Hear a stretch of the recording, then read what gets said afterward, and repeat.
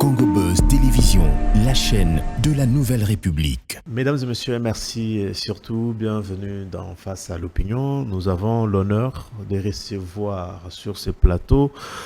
Vous le connaissez, peut-être vous l'avez déjà vu, mais aujourd'hui nous voulons parler de ses œuvres. En tout cas, il est une bénédiction pour nous qui lisons ses livres. Alors, nous avons sur ce plateau Monsieur Niquez Kibelbel, expert en questions sécuritaires et défense, écrivain, ancien de Oumodia, éditeur responsable des coulisses rdc.com, c'est ça? Les coulisses rdc.info. Oh, les coulisses rdc.info, un média en ligne. Allez sur tout ce qu'il y a comme moteur de recherche. Lisez et vous serez comme moi édifié à chaque fois ces informations, ces analyses. Responsable d'une chaîne YouTube qui porte le même nom de ce journal, autant que médias en ligne. Bon, il y a médias en ligne, il y a les coulisses sur YouTube, la télévision. Lui-même analyse les questions liées à la sécurité. Il y révèle beaucoup de choses. D'ailleurs, j'ai un livre ici pour lui que je vous épargne d'abord la teneur. Alors, doyen, bienvenue. Merci beaucoup. Ah, ça fait un plaisir d'être en face de vous et surtout aujourd'hui, ce n'est pas un débat. Nous voulons parler de vous. Alors, de manière ramassée, qui est Niquez Kibelbel? Ah, c'est une question difficile. Bon, disons Niquez Kibelbeloka qui est devant vous est journaliste, journaliste d'investigation. Ok. Et formateur en journalisme d'investigation par hypothèse. Donc, je donne des formations sur l'investigation par hypothèse.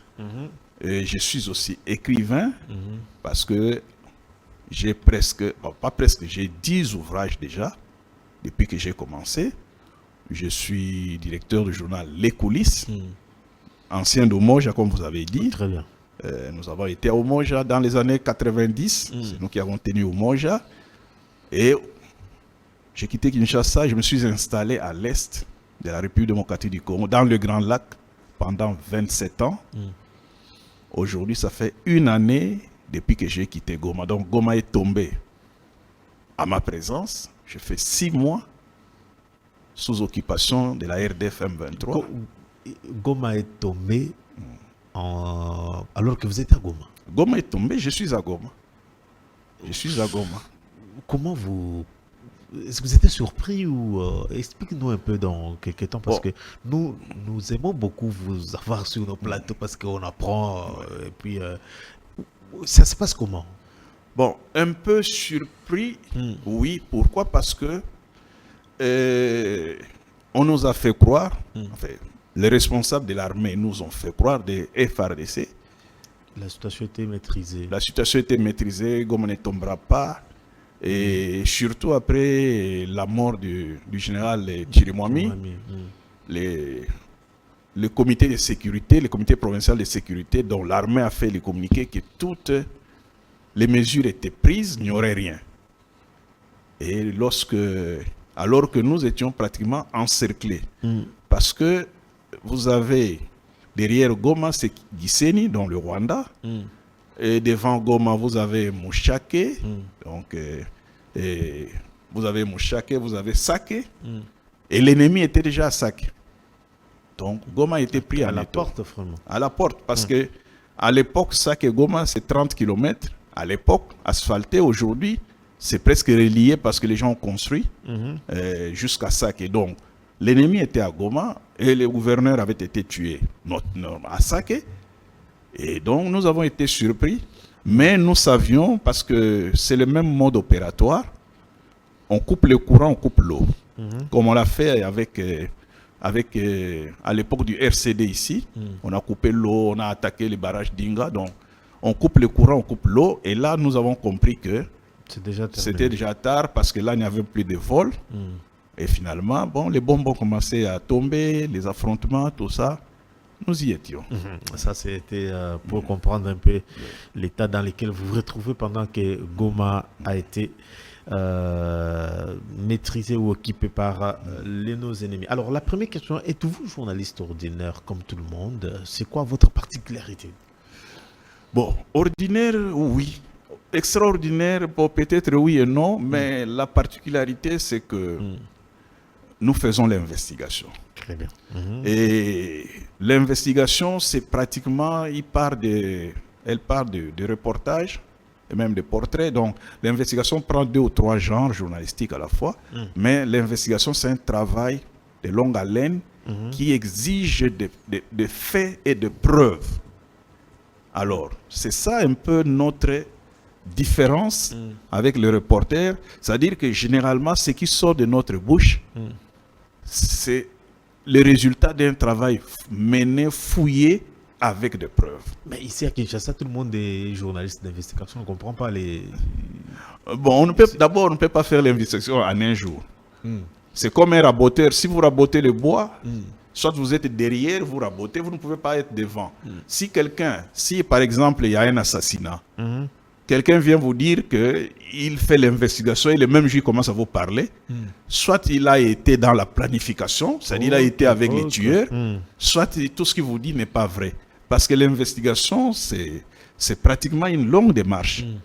Et une longue démarche qui transforme la loi des 5 questions, comme on dit en journalisme, c'est-à-dire les W5, les 5W, qui les rend élastiques. Les qui n'est plus qui parle, mais qui juste que vous creusez comment il est né, tout ça, ainsi de suite. Okay. Le pourquoi devient le comment, le où devient élastique, tout ça, ainsi de suite. Et donc, on ne peut pas le faire en un jour. Donc, voilà un peu. Bon, il y a beaucoup de journalistes, chacun s'autoproclame journaliste d'investigation. Le public aime ça, mais l'investigation est le premier principe de l'investigation. Ou parmi les principes, c'est que quand vous investiguez sur un sujet, vous devez vous poser 2 questions. L'investigation est destinée pour qui? Est-ce qu'elle va profiter à la société? Est-ce que après l'investigation, elle peut contribuer à améliorer la société? Donc, c'est 2 questions. C'est ça l'intérêt même. C'est ça l'intérêt. Donc, est-ce que le sujet est profitable à la communauté? Est-ce qu'après l'investigation, le sujet peut améliorer? C'est-à-dire quand vous apaiser ou soulever les troubles. Oui, si ça n'améliore pas, ça ne sert à rien. Vous n'allez pas investiguer sur l'adultère, par exemple, ça ne profite pas à la société. Non, on ne peut pas investiguer sur l'adultère, sauf si l'adultère a des implications, par exemple, mais investiguer sur l'adultère, par exemple, non, ça c'est une vie privée. Donc, maintenant, au fait, ça le vrai problème. Donc, les sujets que j'aborde, va-t-il avoir une relation avec la société? Va-t-il à la fin profiter à la société? Donc, à qui profitent les sujets? Est-ce que ça peut améliorer après la publication? Donc, si vous ne répondez pas à ces 2 questions, si vous prenez la société pour 3 personnes, donc ça ne sert à rien. Et puis, il y a autre chose sur l'investigation. Alors, de tout ce que vous venez de dire, avez-vous déjà été au moins récompensé de manière officielle au niveau local ou à l'extérieur? Récompensé? Oui. Reconnaître le travail que vous faites jusqu'ici. Ah ouais, alors il faut dire que nul n'est prophète chez soi. Chez nous, c'est en République démocratique du Congo, nous comme nous sommes là, moi comme je suis là, je ne m'attends à rien. Mais au moins, je vais vous répondre.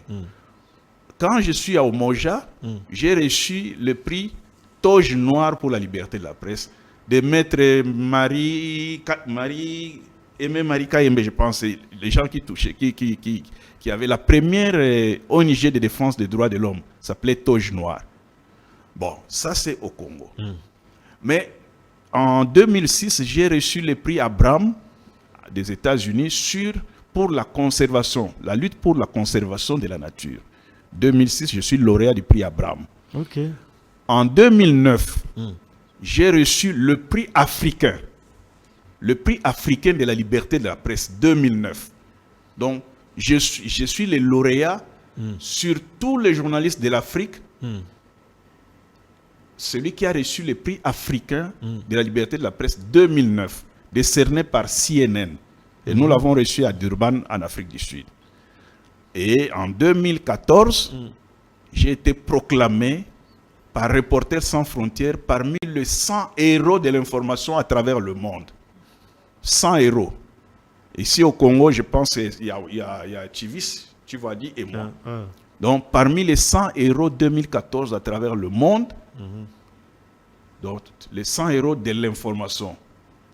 Donc, je suis parmi les 100 proclamés par Reporters sans frontières. Voilà les prix. Mais du côté Congo, comme vous le dites là, nous, on ne s'attend à rien parce que la question est-ce que finalement... Est-ce que c'est à vous d'aller solliciter? Je ne crois pas. En principe, ce n'est même pas moi, je ne solliciterai. Alors, j'ajoute une chose très importante. Avant-hier, il y a une tante Oumé, vous connaissez, et avec son ONG, qui nous a décerné, qui m'a décerné le prix de l'ambassadeur pour les changements. Ok. Ambassadeur pour les bonnes manières et les changements. Il y avait l'abbé Santidi, recteur de l'UCC. Il y avait Flory et Lobota, PCA de la RTNC. Et puis il y avait d'autres. Donc voilà un prix quand même, Tantoumé, avec les BAC, Bureau d'action et culture, tout ça, ainsi de suite. Nous avons reçu ce prix-là à la paroisse Saint-Augustin de Lemba. Et bon, donc voilà un peu. Mais je vois, vous venez, vous voyez la chancellerie, tout ça. Bon, sur ce côté-là, vous savez, chez nous, ceux qui écrivent, ils sont dans les oubliettes. On veut bien ceux qui parlent à haute voix, qui font beaucoup de bruit, mais au moins, voilà les prix que j'ai reçus jusqu'à ces jours. Alors, vous faites comment pour combiner, vous êtes écrivain et journaliste? La grande responsabilité en tant que journaliste, c'est d'informer. Mais aujourd'hui, vous écrivez pour que les gens vous lisent. Comment vous combinez les deux activités à la fois? Alors, pendant longtemps, j'ai été reporter, même reporter de guerre, c'est-à-dire j'ai parcouru toutes les zones où il y avait la rébellion. J'ai fait Imesse jusqu'à Badolite, Guémena. Je suis allé chez les MLC. J'ai les RCD Goma, les RCD KML, l'UPC. J'étais même pris en otage en 2002 avec le professeur Toumbalouaba par l'UPC de Thomas Lubanga. Pendant une semaine, nous étions otages. Donc même pour ça, on ne nous a jamais reçus. Une semaine, à ce moment-là, l'UPC est géré par le Rwanda. On nous a pris en otage avec le professeur Toumbalouaba pendant une semaine. Et pour nous libérer, il fallait négocier avec l'Ouganda. Et nous avons été libérés. Donc, c'est passé comme si les gens, même les formateurs, les grands formateurs des rebelles congolais, qu'on appelle Célestin Senkoko, pour ceux qui les connaissent là, ce sont parmi les gens qui nous ont pris en otage parce que je l'ai rencontré à Bounia. Donc, alors comment on fait? C'est-à-dire, c'est aussi une passion. Parce que ces histoires qui peuvent vous donner la chair de poule, on ne les fait pas comme ça si vous n'avez pas un amour pour ça. Donc, c'est de la passion. Vous avez des informations, par exemple, pour l'investigation, vous faites les reportages, vous faites tout, mais vous ne publiez pas tout. À un moment, et quand tout est calme, vous pouvez alors écrire. Et puis, écrire, ce n'est pas... Il n'y a pas un temps pour écrire, on écrit à n'importe quel moment. Vous pouvez vous réveiller la nuit, vous écrivez une page, et ainsi de suite. Vous faites ça. J'ai couvert toutes les guerres. Toutes les rébellions rwandaises, d'ailleurs c'est le titre d'un de mes livres, je les ai couvertes. J'ai couvert le dialogue intercongolais de Sun City, depuis Gaborone, Addis Abeba, jusqu'à Sun City. Et pour être logé à Sun City, j'ai demandé une autorisation express du bureau du dialogue intercongolais dirigé par Ketumile Masire. Il m'a dit, tu arrives, nous te prenons en charge uniquement pour la bouffe et le loyer. Parce que tous les autres journalistes qui sont venus de Kinshasa ou des territoires rebelles étaient pris en charge par le gouvernement. Et moi, je produisais mon journal en plein dialogue intercongolais. Je retournais à Kampala, je produisais le journal, je revenais vendre ça au site de Sun City et les Congolais achetaient. Avec ça, je pouvais tourner. Et je peux dire que j'ai fait presque 20 ans sans subvention. J'ai géré le journal Les Coulisses avec une équipe dans presque toutes les permanences. Vous avez Bounia, vous avez Ouacha, vous avez Kisangani, vous avez Butembo, Beni, vous avez Bouta, des journalistes qui venaient, que je formais, et que nous vivions avec la vente du journal, les abonnements et la vente. Il faut dire que même en Ouganda, il y avait presque 20 ambassades étrangères qui étaient abonnées au journal. Et je vois l'ambassadeur d'Algérie qui aimait vraiment les journaux, les coulisses, et il ne manquait pas. Donc nous avions 20 abonnements, 20 ambassades qui prenaient l'abonnement du journal Les Coulisses. Et des fois, nous vendions les journaux Les Coulisses à Kigali. On allait à Kigali sans rien en poche. Notre séjour, c'était le produit de la vente du journal Les Coulisses jusqu'en 2000. Parce qu'après 2000, on nous a chassés du Rwanda. On n'a plus vendu au Rwanda. Mais de 98 en 2000, le journal Les Coulisses était vendu au Rwanda comme des petits pains. Alors, est-ce que on a compris, vous avez beaucoup de l'expérience en matière. Alors, je voudrais revenir sur les livres que vous écrivez. Traitent-ils le même thème ou c'est beaucoup plus... Est-ce que c'est beaucoup plus dans les conflits dans l'Est de la RDC? Ah, c'est vrai. Mes 10 livres sont divisés en trois axes. Et qui correspondent aux 3 menaces que connaissent la République démocratique du Congo dans sa partie Est. Nous avons la menace Ituri, c'est-à-dire il y a un livre sur l'Ituri, malheureusement je ne l'ai pas ici, qui s'intitule « Ituri, de la guerre identitaire au pillage des mines d'or de Kilomoto par des multinationales anglo-saxonnes ». Donc ce livre-là traite de la guerre de l'Ituri. Et ce livre est sorti en 2016. Jusqu'à aujourd'hui, la guerre n'a jamais pris fin. Et donc, le livre est d'actualité. Ça, c'est le premier axe de menace. Le deuxième axe de menace, c'est pratiquement la balkanisation du pays. Tout ce qu'on fait pour amener à la balkanisation. Et là, j'ai ces livres. Vous voyez, balkanisation de la RDC, mythe et réalité, préfacé par Didier Moumengi et postfacé par le professeur Cyril Moussila aux éditions Scribe en 2020. Ici, ce livre raconte les péripéties de Sun City. Parce que nous partons du principe que Sun City a été un cimetière pour la République démocratique du Congo. Sun City? Oui, je peux vous le dire, je vous l'ai dit, je le confirme. Sun City a été un cimetière. Parce que d'abord, l'idée de mettre tous les Congolais ensemble n'est pas venue des Congolais. Laurent Désiré Kabila avait refusé, il en est mort, son successeur a accepté, et on nous a dit ceci, on a dit aux Congolais, si vous vous mettez ensemble, si vous fusionnez les administrations, vous fusionnez les armées, vous avez la paix. Or, les rebelles ont recruté des gens qui n'avaient aucune notion d'administration. Ils sont devenus des DG, des PDG, des directeurs dans des services. Dans l'armée, on a phagocyté l'armée, on a pris des gens qui n'avaient même pas fait les CI, c'est-à-dire les centres d'instruction. Ils sont arrivés à Kinshasa avec des grades de colonel. Donc, on a détruit notre armée, on a détruit notre administration.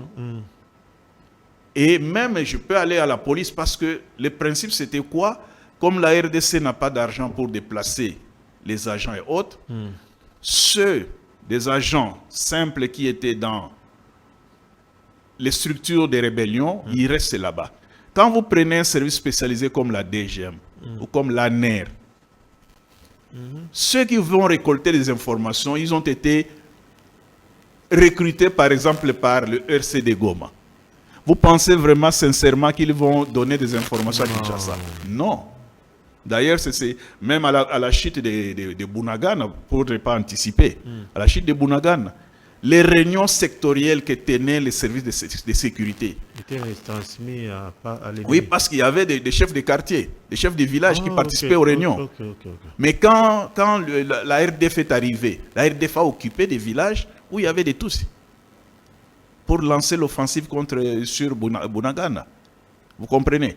Donc, le Sun City a été le cimetière de la RDC. Tous les nouveaux riches que vous voyez qui sont passés par Sun City, qui n'avaient rien, qui peuvent se prévaloir aujourd'hui, ils ont bénéficié de cadavres de la RDC.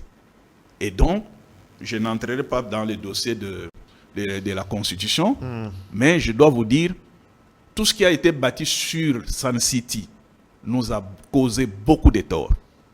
Beaucoup de torts. Sun City a fabriqué des politiciens, parce qu'ils sont tentés dans les entreprises, ils ont pillé, ils ont eu l'argent, ils sont devenus des politiciens aujourd'hui, alors qu'ils n'étaient rien. Sun City a encouragé des gens à venir faire les études universitaires sans base. On les connaît, on connaît beaucoup de gens. Excusez-moi. Donc, ces livres retracent. Et notamment pour l'armée. Excusez-moi. Donc, le deuxième axe, c'était sur la faiblesse de l'État à partir de Sun City. La faiblesse de l'État. Oui. Il faut lire ça. Oui, ça continue. Ça continue. Sun City, je l'ai dit, la main sur le cœur, on ne peut pas s'en réjouir. On ne peut pas s'en réjouir. Quand vous regardez, par exemple, la commission défense à Sun City, à part le gouvernement de Kinshasa, comme on l'appelait, avec, à l'époque, le colonel, aujourd'hui, le général à la retraite, Didier Etumba, qui a dirigé. Mais tous les rebelles ont envoyé des civils pour venir discuter de la défense. Des civils. MLC, RCD, KML, RCD, Goma, tout, des civils. Les Maïma, ils sont entrés. Mais à la sortie, on a pompé des grades. On s'est retrouvé avec des colonels, des généraux qui n'avaient aucune notion de l'armée, mais qui devaient diriger des majors ou des capitaines formés.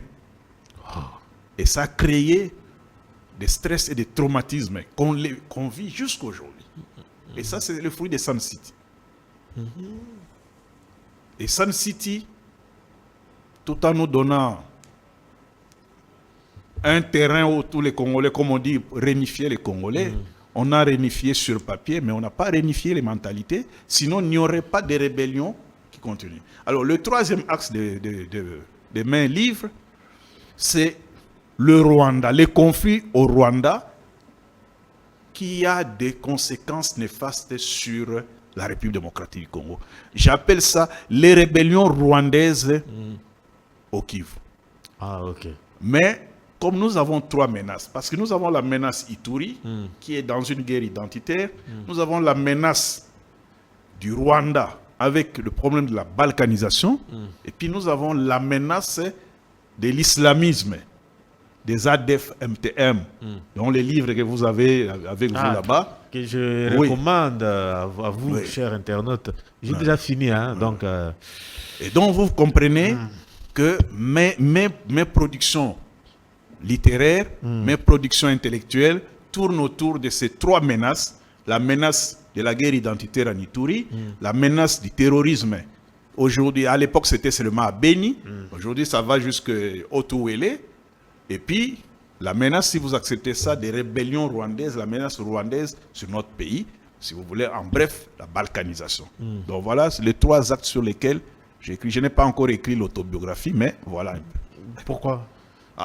Les sujets, c'est le temps. Dieu nous prêtera vie et nous écrirons un jour sur notre expérience de journaliste.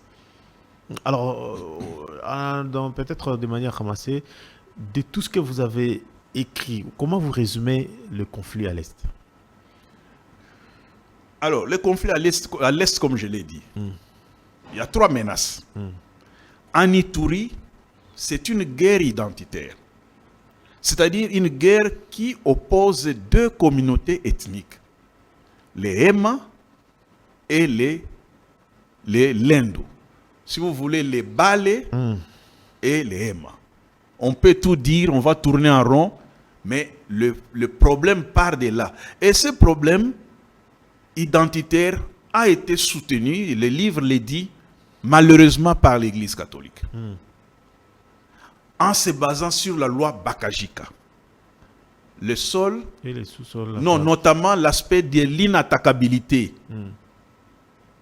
C'est-à-dire que l'Église catholique qui avait des concessions, avec des catéchumènes, a vendu les terres aux commerçants Emma, qu'on appelle Guéguéré. Ils ont acheté des terres et ils sont venus chasser des catéchumènes qui étaient des Lendou. Et aujourd'hui, puisque celles-là ont acheté, ils ont construit. Les Lendou sont restés en train d'errer. Est-ce qu'on peut trouver la solution tant qu'on n'a pas résolu le problème? Donc, ça c'est la guerre identitaire. Et cette guerre, vous pouvez envoyer 10 000, 20 000 militaires, elle ne prendra jamais fin parce que les communautés contribuent à la protection des communautés, mais aussi à l'insécurité. Et on ne fait que recycler. Vous avez connu, tout le monde a connu Thomas Lubanga du côté de Emma. On a connu Ngujolo, Mathieu Ngujolo du côté de Lendou. On a agi. L'Occident nous a dit, appliquons la méthode Descartes, le cartésianisme. Cela signifie quoi? Si nous arrêtons dans chaque communauté ethnique 2 ou 3 leaders, nous les mettons à la haie, ça va faire peur et la guerre va s'arrêter. Ça, c'est le raisonnement occidental, qui n'a rien à voir avec le raisonnement africain, le raisonnement de chez nous. Vous prenez les têtes, ils sont considérés comme des héros, et on les remplace par d'autres personnes.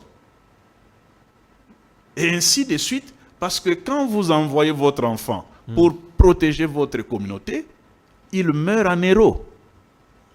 Et la communauté en sort grandie. Et donc, si on prend et on l'amène en prison, la communauté les considère comme un martyr. Et donc, la solution nous proposée par l'Occident n'était pas la solution à l'africaine. L'état de siège, puis sûrement vous y reviendrez, qu'on a appliqué ne répond pas à la réalité du conflit à Ituri. Ça ne répond pas. Ça ne répond pas. Maintenant, vous ajoutez les pillages des mines d'or de Kilomoto. Kilomoto, il est devenu Sokimo. Oui. Quand vous passez, vous voyez ces bâtiments, ça ne représente rien. Il a été dépossédé totalement. Totalement par Kibali Gold Mine. Sokimo, tout est ici. Sokimo que vous voyez ici. Dépossédé totalement par Kibali Gold Mine. Sokimo qui était propriétaire est devenu locataire. Devenu locataire. Et avec leur paillage, j'allais dire manuel, donc les creuseurs manuels, tout ce que vous voulez, ça crée parce que c'est dans les territoires de Djougou où vous avez les Guéguéré et les Lendou. Et c'est là où ça crée des problèmes. Donc ça c'est, vous m'avez demandé de résumer, malheureusement je suis entré dans les détails. Donc ça c'est le premier conflit qui est le conflit identitaire à Ituri. Le problème des ADF. Ah, d'ailleurs, j'avais ma question là. Vous êtes le premier, de manière publique, de reconnaître la nature islamique terroriste de Zafdel. Sur quels critères vous êtes basé? Alors, on ne peut pas... J'ai beaucoup parcouru votre livre. Ça, c'est il y en a 3. C'est-à-dire que pour comprendre le mode opératoire, il faut avoir des notions de cette idéologie. Il faut les préciser même avant les États-Unis. Hein. Oui, avant les États-Unis. Au fait, lorsque nous disons que ce qui se passe à Beni, raps sur les enfants, des kidnappings, des embuscades sur les routes, et on arrive à près de 1000 personnes kidnappées, nous disons que c'est du terrorisme islamiste.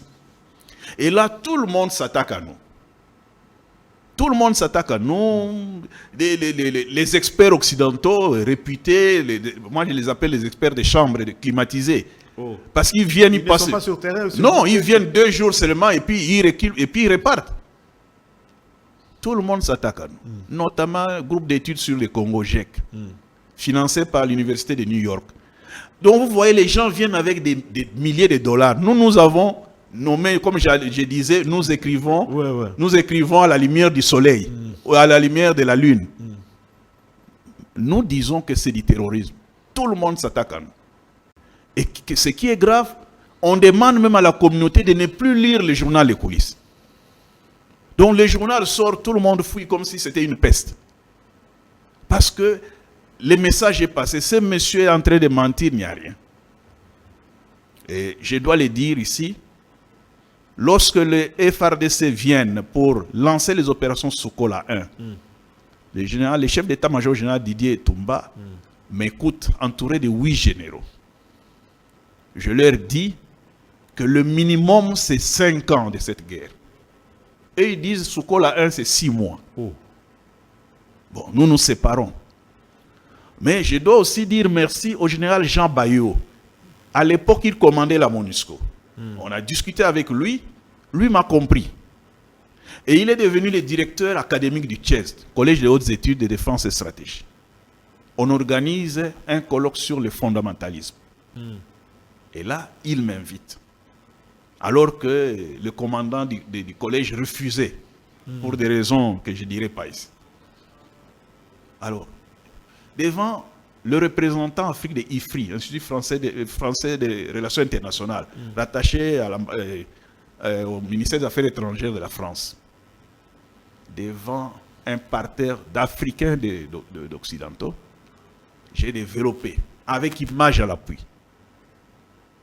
Et à ce moment-là, l'ancien ministre de la Défense, Atama,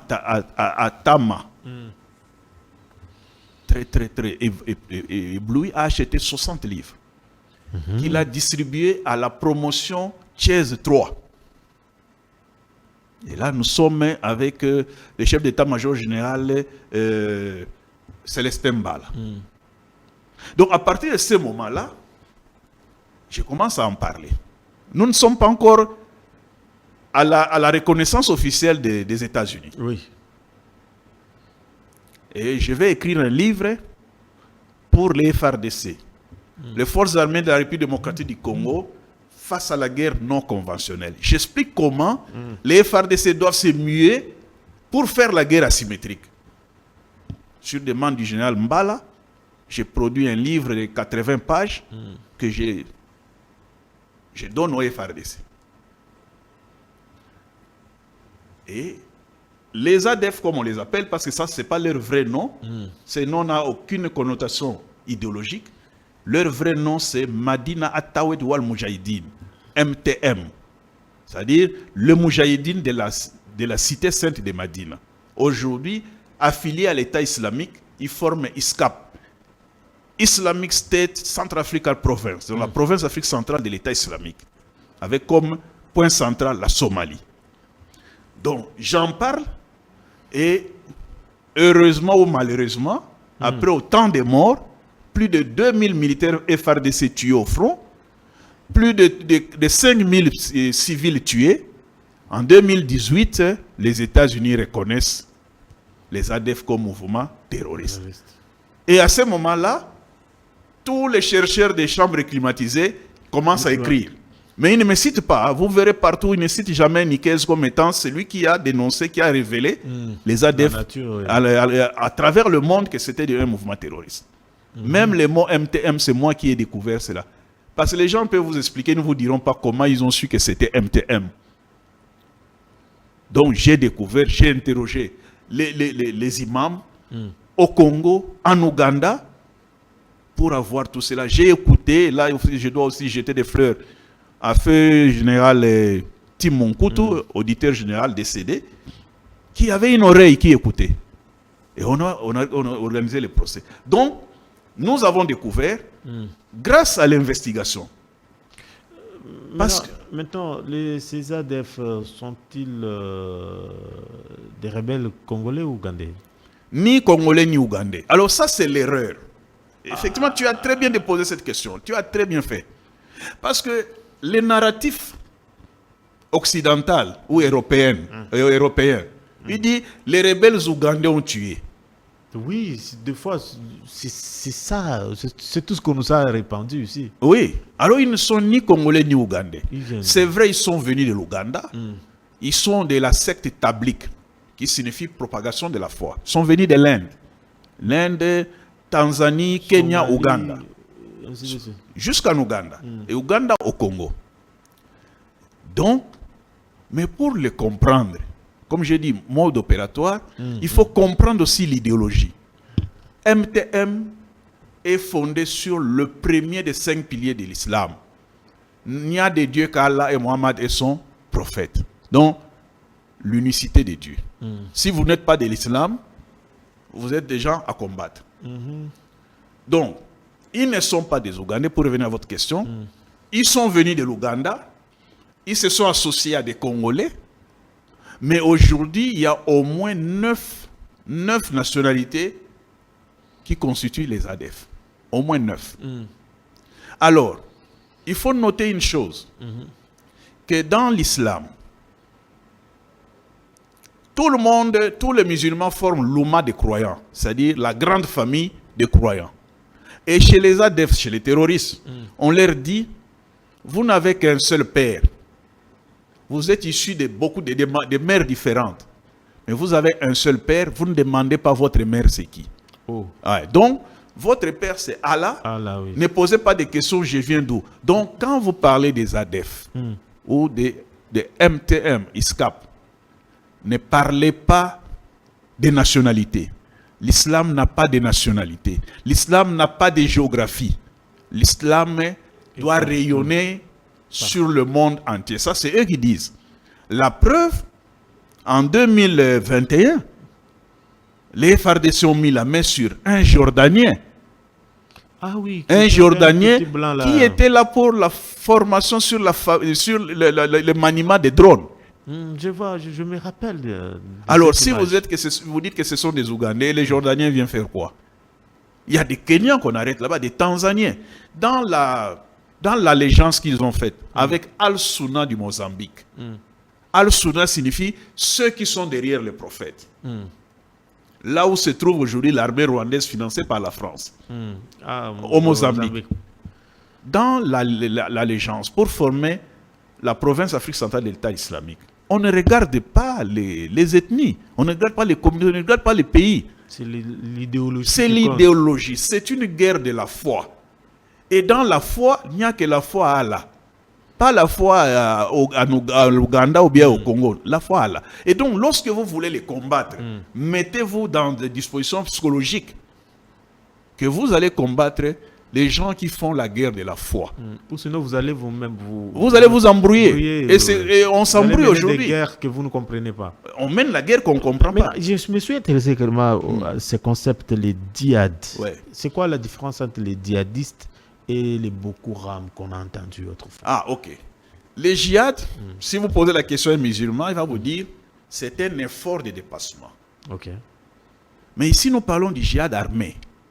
Le djihad armé, c'est l'imposition de l'islam par le Coran et ou par l'épée, la Kalachnikov. C'est ça le djihad armé, donc la guerre sainte. Alors, vous posez la question, les Boko Haram, tout ça, ainsi de suite. Non, les Boko Haram font les djihad armés. Mais Boko Haram signifie quoi? C'est en principe book, c'est-à-dire livre, haram. Ok. C'est-à-dire le livre est mauvais. Parce que chez les musulmans, vous avez halal qui est bon et haram qui est mauvais. Alors, book haram. Ah, ok. Alors, on dit Boko Haram, c'est-à-dire la culture occidentale. Book qui signifie les livres. La culture occidentale est mauvaise. Donc, que le musulman ne doit pas prendre ou accéder à la culture occidentale parce qu'elle est mauvaise. Il faut vivre la culture islamique. Donc, tous ces gens, tous ces mouvements islamiques, ils mènent la guerre sainte, donc les djihad, qui se base sur le Coran, les livres saints, et la sunna du prophète. C'est-à-dire, tout ce que le prophète a fait pendant qu'il était à Médine. Nous avons étudié, le prophète a fui à Médine. Là, il est allé se constituer une armée pour venir combattre les 360 dieux qui étaient à la Mecque. Donc, le comportement du prophète à Médine, ne pas se couper les cheveux, tout ça, ainsi de suite, Ça s'appelle la sunna du prophète. Donc vous prenez le Coran, vous prenez la sunna du prophète, formez tout ça, ça devient la charia, la guerre sainte. C'est-à-dire que la religion ou les faits religieux gouvernent le monde. Politiquement, juridiquement, tout ça. C'est comme ça que vous avez par exemple la part du prophète, le châtiment corporel. Vous volez, on vous coupe la main. Ouais. On vous attrape avec la femme d'autrui, on vous lapide. Ça, la Comico ne fait pas. Mais, dans les djihad armés, on applique cela. Parce qu'on dit même le prophète n'a pas été capable de pardonner à tous ceux qui ont commis ces péchés-là. Donc on ne pardonne pas. Et quand vous allez chez les ADFMTM, vous verrez même des gens à qui on a cousu les lèvres parce qu'ils ont parlé. Donc là, on applique la charia. Alors, comment mettre fin aux ADF? Parce que nous ne voulons pas nous lancer dans une guerre qu'on ne maîtrise pas les tenants et les aboutissants. Ouais. D'abord, comme je l'ai dit, ils font la guerre de la foi. C'est-à-dire que chez nous, on dit l'argent est le nerf de la guerre. Vous voyez? C'est-à-dire que pour envoyer une unité FARDC au front, il faut d'abord trouver les moyens, l'argent. Et puis après, vous entendez, non, les FARDC n'ont pas mangé tout ça. Chez eux, le nerf de la guerre, c'est la foi. Le nerf de la guerre, c'est la ruse. Le nerf de la guerre, c'est la perfidie. Et ils étudient la taqiya. Taqiya, ou bien kitman. C'est des mots arabes. Taqiya signifie simplement la dissimulation. Ok. Et parce que pour eux, la ruse appartient à Allah. Donc ces gens-là, quand vous les arrêtez, même les avocats, s'ils n'ont pas de notion de l'islam, ils seront à côté parce qu'ils ne doivent pas communiquer aux kafirs, aux non-musulmans. C'est-à-dire qu'ils sont formés, ils sont torturés pour avoir l'endurance. Maintenant, la question, elle est là. Ils mènent la guerre asymétrique. C'est-à-dire, ils n'ont pas d'uniforme. Ouais, ils sont dans une espèce de guérilla. Ils vivent dans la population. Et pour cette guerre-là, l'armée, les opérations militaires ne peuvent être que de 20%. Et les 80%, c'est la population. Parce qu'ils sont dans la population, comme disait Mao, ils sont dans la population comme les poissons dans l'eau. Et pour gagner cette guerre, il faut le renseignement. Or, le renseignement, on ne peut l'obtenir que de la population. Donc, il faut que la population contribue, collabore avec l'armée. Alors, mais du côté de l'armée, il faut une évaluation des opérations. Okay. Il faut créer des petites unités parce qu'ils sont mobiles. C'est des petites unités. Vous pouvez voir une unité de 10 à 15 personnes, des ADF, avec peut-être 2 armes et puis des machettes. Okay. Donc il faut que l'armée adopte le mode opératoire de l'ennemi. C'est-à-dire petites unités, mais des petites unités indépendantes. Pourquoi? Parce que vous allez voir un commandant au front, avant d'attaquer, il téléphone d'abord au secteur, ou bien à la région militaire, ou bien à Kinshasa. Mais quand vous êtes là, parce que la ruse, on ne l'enseigne pas. La ruse, vous savez, les corbeaux et les renards. Les renards n'avaient pas appris, n'avaient pas reçu un cours sur la ruse. Mais quand il a vu le corbeau avec le fromage, il a flatté. Et il a reçu le fromage. Donc la ruse, c'est l'intelligence du commandant.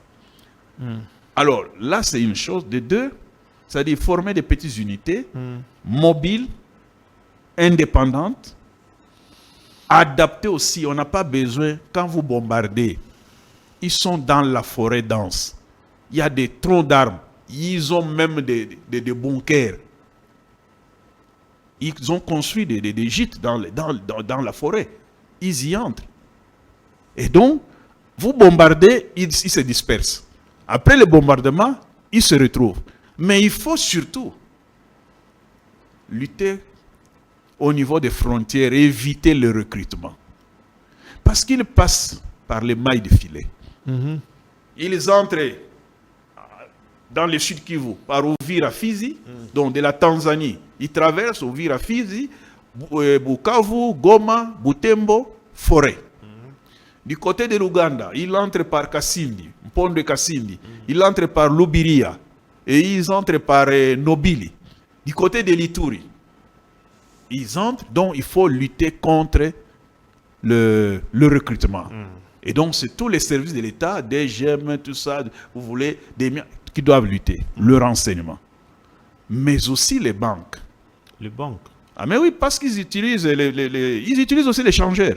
Oui, j'ai vu même des Vous avez vu des bordereaux, ouais. hein? Ils utilisent des changeurs, ce que nous appelons des bradeurs de monnaie. Ils les utilisent. Les motards. Ouais. Le motard joue un très très grand rôle dans la vitalité des ADF MTM. C'est eux qui ravitaillent les ADF. Il y a des motards qui ont des motos des ADF. Il y a des motards qui sont des sympathisants. Par exemple, pour les Jordaniens arrêtés, le motard qui devait le prendre, la course coûtait $300. Oh. $300. Donc vous avez toutes les tentations possibles. C'est un risque. Non, c'est un risque.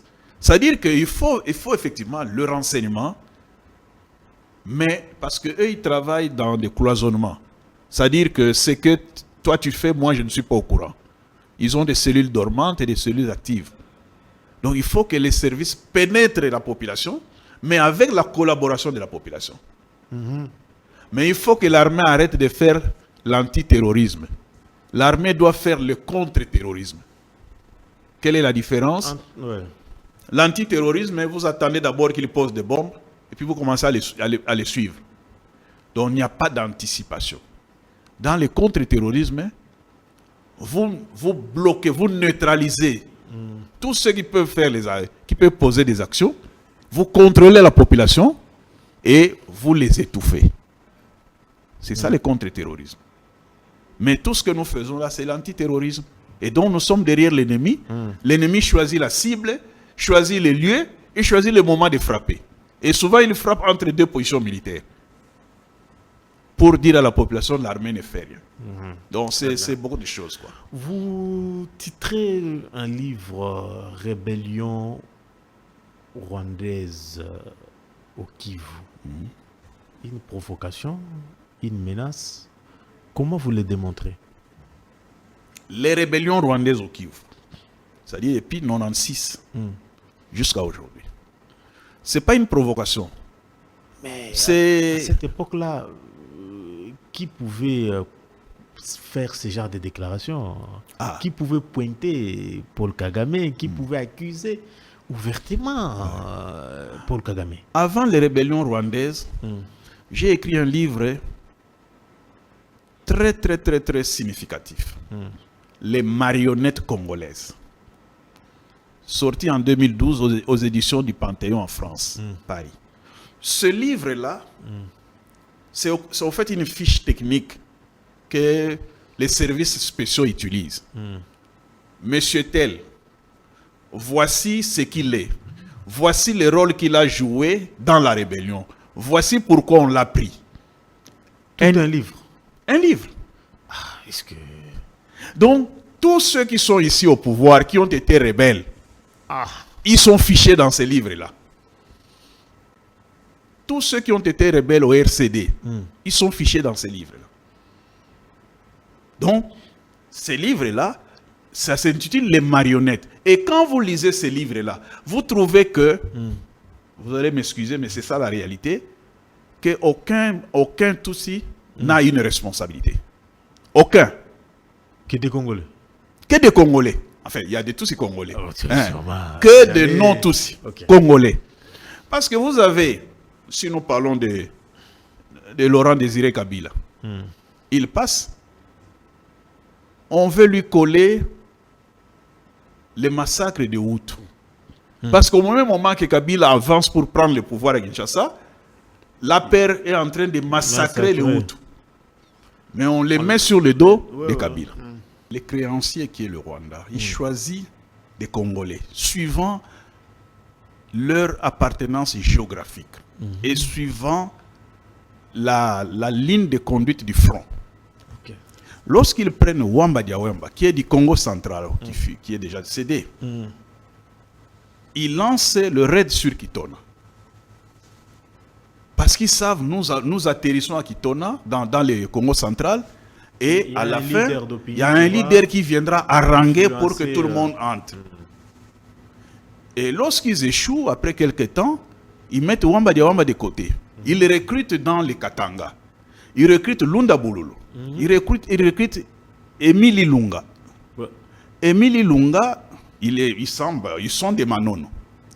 Et parce que là, l'objectif, c'est de frapper la province natale de Laurent Désiré Kabila.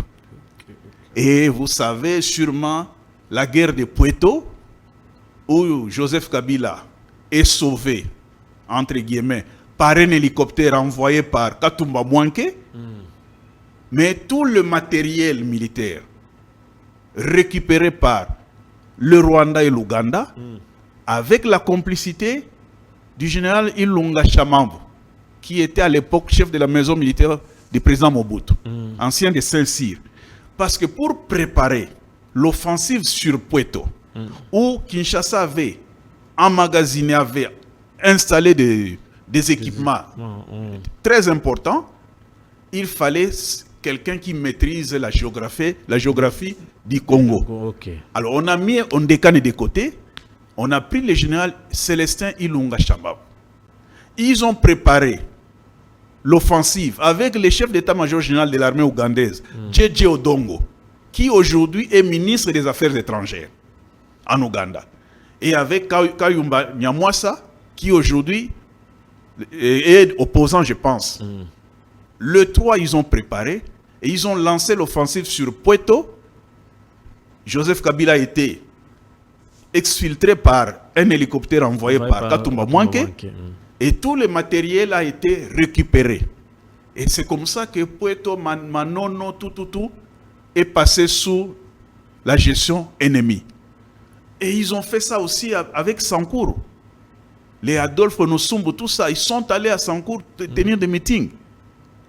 Et après, on a installé une administration avec le colonel Tchapoul, je ne sais pas s'il est décédé ou s'il vit encore, et toujours le général Ilunga Shamambo, avant que Ilunga ne soit tué. D'ailleurs, M. Lambert Mende explique le rôle que les autres ont joué au niveau de Sankourou. Donc, c'est ça, au fait, ce qu'ils font. Ils vous prennent parce qu'ils visent de conquérir votre territoire ethnique ou, si vous voulez, d'origine. Alors, à ce moment-là, même quand ils prennent Corneille Nangaa aujourd'hui pour extrapoler, c'est parce qu'ils visaient Kisangani, en disant que Corneille Nangaa va sensibiliser au niveau des... oui, et puis nous arriverons à Kisangani sans problème. Heureusement, Corneille Nangaa n'a pas été en mesure d'amener la RDF dans la Chopo et l'Ouélé. Donc, c'est des plans bien fignolés avec comment dirais-je, des personnes choisies. Alors, on vous met dans toutes les bonnes conditions. Vous commencez d'abord par injurier votre chef de l'État, injurier tous ceux qui sont à Kinshasa, injurier les Congolais que les Quinois ne sont là que pour danser et boire. Et puis, petit à petit, la vie commence, vous devenez rebelle. Même lorsque vous n'avez jamais touché à l'arme, vous portez la tenue militaire, vous laissez pousser la barbe blanche, et puis vous êtes rebelle.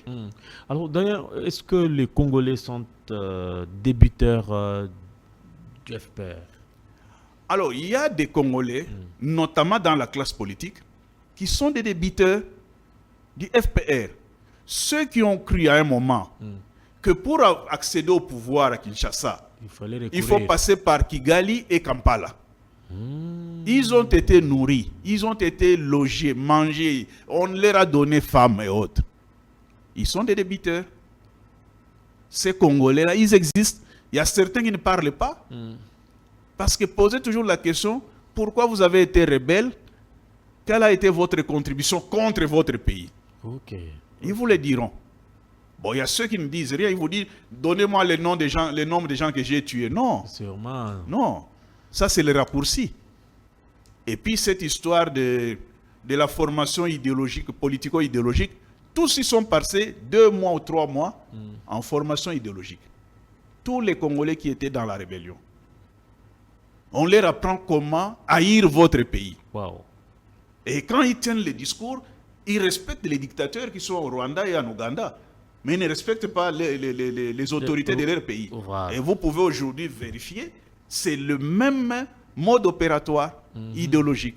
Donc, il y a des débiteurs dans la classe politique, dans l'armée et dans d'autres services qui ne peuvent, qui ont des dettes du Rwanda et qui doivent payer obligatoirement. Alors, doyen, je pense qu'on me fait signe que nous devons mettre un terme à notre échange. On retient quoi pour aujourd'hui? Prochainement, nous allons aborder d'autres questions liées à vos œuvres. Pour aujourd'hui, on retient que en face de vous, vous avez reçu M. Nikes Kibebeloka, qui est journaliste d'investigation, écrivain, et qui a produit 10 livres sur 3 axes, 3 menaces de notre pays. La première menace est en Ituri, qui est une menace identitaire. Il faut trouver des solutions, pas de la manière avec laquelle on agit. La deuxième menace est la menace islamiste. Il faut trouver des solutions, pas de la manière avec laquelle on agit. La troisième menace est la menace rwandaise, si vous voulez, la menace du FPR, qui tend à la balkanisation de notre pays. Et il faut trouver des solutions, pas comme on agit. C'est-à-dire que il y a des gens qui ont enquêté, qui ont investigué sur tout ça et qui peuvent proposer des bribes de solutions pour que ça puisse aider la République. Donc, voilà ce que nous pouvons retenir. Et si vous me donnez le dernier mot, je vous dis merci. En tout cas, merci beaucoup. Alors, vous êtes chercheur, vous êtes étudiant, je ne sais pas moi dans quel domaine.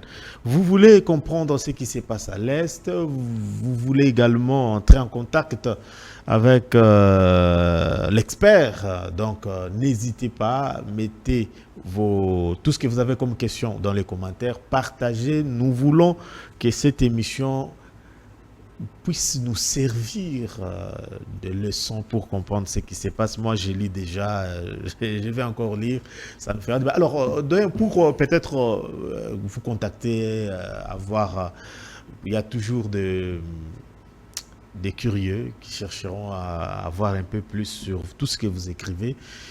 Le coulisses des médias en ligne, je ne sais pas moi, une adresse mail pour vous Oui, atteindre. mais je donne... Comment on fait? Je donne l'adresse WhatsApp. Mon numéro, c'est le plus 243 998 190 250. C'est-à-dire 09 98 190 250. Vous me contactez là, je suis ouvert 24 heures sur 24. Et puis, nous avons des réponses à vos préoccupations. L'émission est en ligne. Vous pouvez mettre un pause et puis écrire le numéro, revenir à tout moment. Vous êtes dans la diaspora. Nous sommes là pour vous. Merci d'avoir suivi avec intérêt ces magazines. Ça, c'est juste la première partie. Ne vous en faites pas. Restez branchés sur Congo Buzz Télévision et vous ne serez jamais déçus. Au revoir. Congo Buzz Télévision, la chaîne de la Nouvelle République.